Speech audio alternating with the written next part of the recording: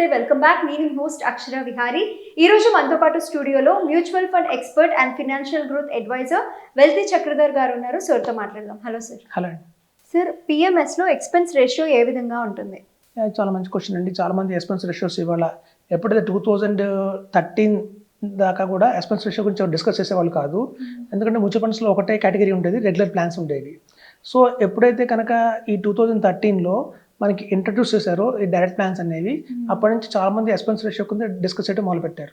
అయితే చూడండి, డైరెక్ట్ ప్లాన్స్లో వెళ్తే ఎక్స్పెన్స్ రేషియో తక్కువ ఉంటుంది. అలాగే రెగ్యులర్ ప్లాన్లో వెళ్తే ఒక అడ్వైజర్ సలహాలు మనకు దొరుకుతాయి, మంచి ఎక్స్పీరియన్స్డ్ పీపుల్ గైడెన్స్ దొరుకుతుంది, కానీ ఎక్స్పెన్స్ రేషియో కొంచెం ఎక్కువ ఉంటుంది. సో రెగ్యులర్ ప్లాన్లో వచ్చి అడ్వైజర్ ఉంటాడు, డైరెక్ట్ ప్లాన్లో వచ్చే బెనిఫిట్ ఏంటంటే ఎక్స్పెన్స్ రేషియో తక్కువ ఉంటుంది. సో ఆ రెండింటిని కంబైన్ చేస్తేనే వచ్చేది పిఎంఎస్. సో పిఎంఎస్ అంటే direct plans plus regular plans is equal to PMS అని చెప్పొచ్చు. ఎందుకంటే అందులో ఉన్న లాభాలు వస్తున్నాయి మనకి, డైరెక్ట్ ప్లాన్లో ఉన్న లాభం ఎక్స్పెన్స్ రేషియో తక్కువ, అలాగే రెగ్యులర్ ప్లాన్లో ఉన్న లాభం ఒక ఎక్స్పర్ట్ అడ్వైస్. సో ఈ రెండు కంబైన్ చేసి ఒకచోట దొరుకుతుంది మనకి పిఎంఎస్లో. సో పిఎంఎస్లో పెట్టే ప్రతి మ్యూచువల్ ఫండ్ కూడా డైరెక్ట్ ప్లాన్సే ఉంటాయండి. అలాగే ఈటీఎఫ్స్ కూడా డైరెక్ట్ ప్లాన్సే ఉంటాయి. సో ఇవన్నీ కూడా మనకి ప్యాసివ్ కింద వస్తాయి ఈటీఎఫ్స్. సో అట్లాంటివి కూడా మనకి అవైలబిలిటీలో పిఎంఎస్లో ఉన్నాయి. అలాగే బ్యాలెన్స్డ్ అడ్వాంటేజ్ ఫండ్ అంటారు, అది కూడా మనకి పిఎంఎస్లో అవైలబిలిటీలో ఉంది, అది కూడా డైరెక్ట్ ప్లాన్సే ఉంటాయి. సో కాకపోతే పిఎంఎస్లో ఒక ఎక్స్పర్ట్స్ ఉంటారు, ఒక group of leaders, team leaders లాగా ఉంటారు, వాళ్ళు ఎక్స్పర్ట్ అడ్వైజర్స్ ఉంటారు.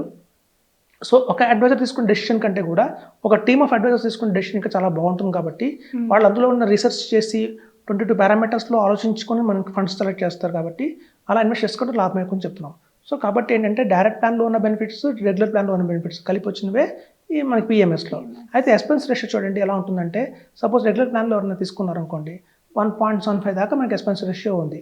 సో ఎప్పుడైతే 50,000 రూపీస్ ఎస్ఐపి మొదలుపెట్టి గణనీయంగా 50 lakhs వచ్చినా కూడా మనకు 1.75 కట్టాలి.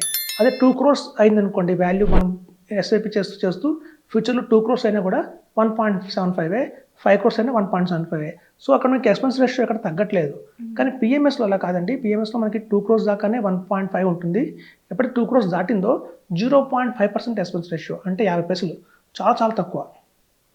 అలాగే మనకి ఎప్పుడైతే 2 crores నుంచి 5 crores అయ్యి 5 crores దాటిందంటే 0.30% ఎక్స్పెన్స్ రేషియో. అంటే మన కార్పస్ పెరుగుతున్న కొద్దీ ఎక్స్పెన్స్ రేషియో తగ్గిపోతుంది అనమాట.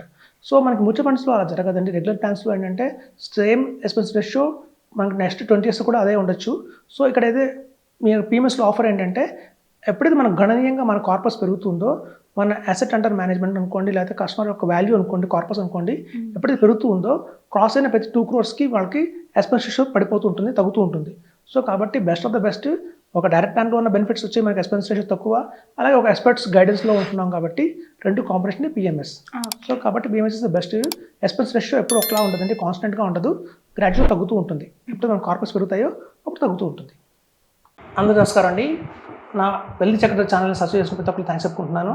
అలాగే నా వెల్తి చక్ర ఛానల్లో మనం స్టాక్స్ గురించి, మ్యూచువల్ ఫండ్స్ గురించి, రియల్ ఎస్టేట్ గురించి, హెల్త్ ఇన్సూరెన్స్ గురించి ప్రతి ఒక్కరికి ఉపయోగపడే సబ్జెక్ట్స్ని మనం తీసుకొస్తున్నాం. కాబట్టి అది మీకు, మీ ఫ్రెండ్స్కి, మీ రిలేటివ్స్కి ఎంతో ఉపయోగపడుతుంది. కాబట్టి లైక్ చేయండి, సబ్స్క్రైబ్ చేయండి, షేర్ చేయండి.